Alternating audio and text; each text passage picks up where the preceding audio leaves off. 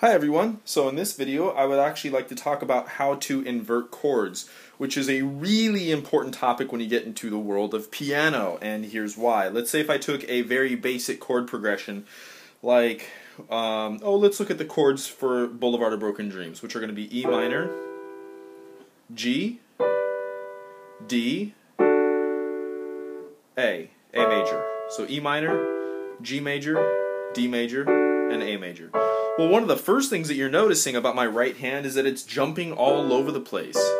And that's difficult even for a professional to do because you got to constantly look at your hand because it's very difficult to know the distance, the exact distance from E minor to G or to D or back to A without messing that up and hitting, hitting something wrong. So it's very important to utilize inversions. Inversions are basically, it's like playing Tetris. It's like taking a single shape and reordering that shape.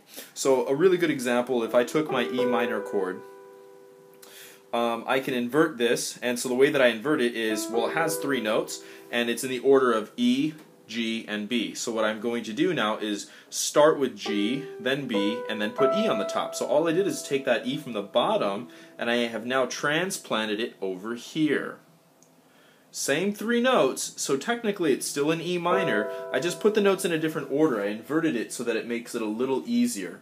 So now the next thing that I'm going to do is take this same shape and I'm going to invert it again. So I'm going to take my G from the bottom and I'm going to transplant it to the top. So when I do that, I end up with these three notes. Same three notes, B, E, and G, but once again, because I've inverted it, it makes it a little easier to get to for certain applications. And if I inverted it again, I'm back at my home shape. Now, of course, this is gonna be a little bit altered depending on how many notes there are in your chord. Like, for example, if I'm playing a C major 7, I have 4 notes, which means I should have 1 inversion,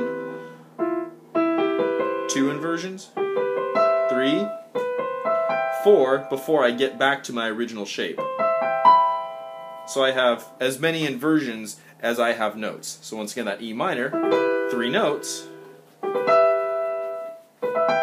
ways to play it, and then it starts over in a new octave. So that's how you invert a chord. So how is that going to help me? Well, if I take my E minor, and if I get to my next chord, which is G major, and if I invert that, and I'm going to do it backwards, so I'm going to take this D and transplant that over here.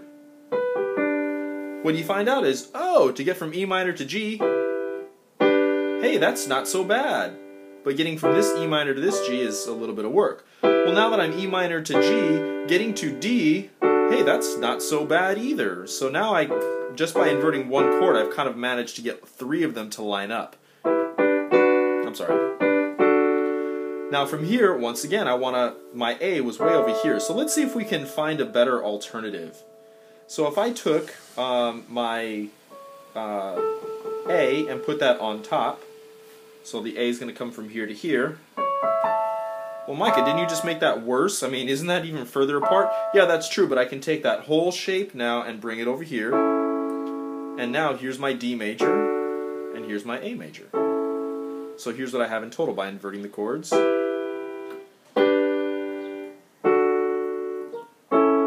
Now the beauty about this system is that if I have good fingering, if I have good, a fingering system that really works, I don't have to look at my right hand. It totally frees me up to read the music in front of me, to focus on my left hand, to communicate, to look around me, to make eye contact with the audience, whatever. I don't have to stare at my hand anymore, and that's an amazing thing.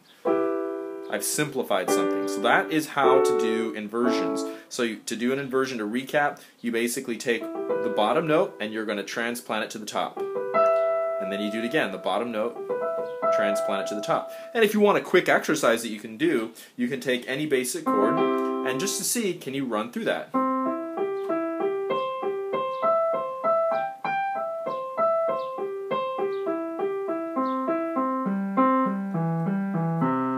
Do that with the D major.